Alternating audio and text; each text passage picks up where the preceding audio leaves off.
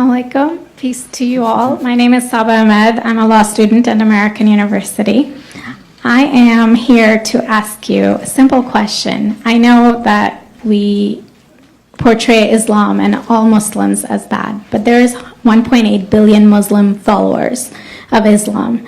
We have 8 million plus Muslim Americans in this country, and I don't see them represented here.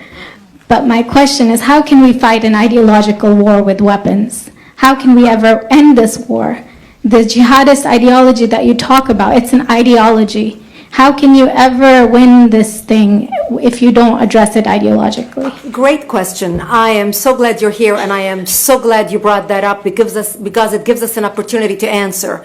What I find so amazing is since the beginning of this panel, which we are here about Benghazi attack against our people, not one person mentioned Muslims. We are here against Islam, or we're launching war against Muslims. We are here to discuss how 4 Americans died and what our government is doing. We were not here to bash Muslims. You were the one who brought up the issue about most Muslims, not us. And since you brought it up, allow me to elaborate with my answer. There are 1.2 billion Muslims in the world today. Of course, not all of them are radicals. The majority of them are peaceful people.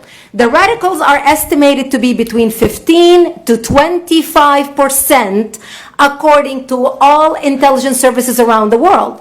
That leaves 75% of them peaceful people.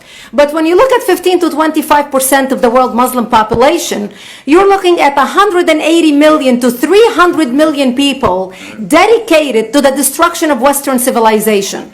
That is as big as the United States. So why should we worry about the radicals, 15 to 25%?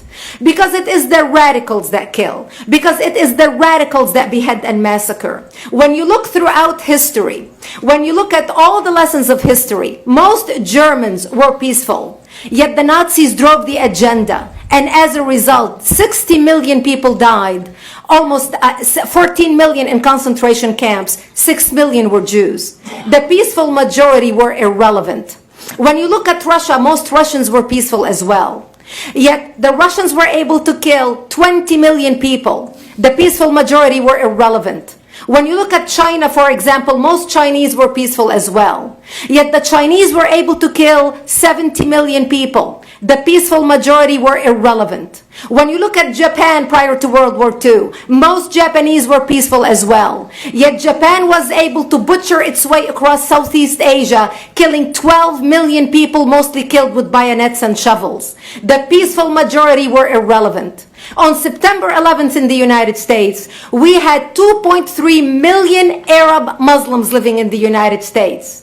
It took 19 hijackers, 19 radicals to bring America down to its knees, destroy the World Trade Center, attack the Pentagon, and kill almost 3,000 Americans that day. The peaceful majority were irrelevant. So for all our powers of reasons and us talking about moderate and peaceful Muslims, I'm glad you're here. But where are the others speaking out? And since you are the only Muslim representative,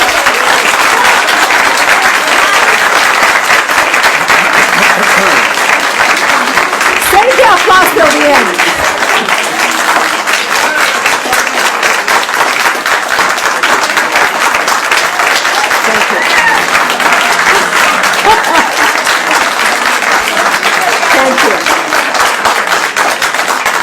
And since you're the only Muslim representative in here, you took the limelight instead of speaking about why our government, and I assume, are you an American?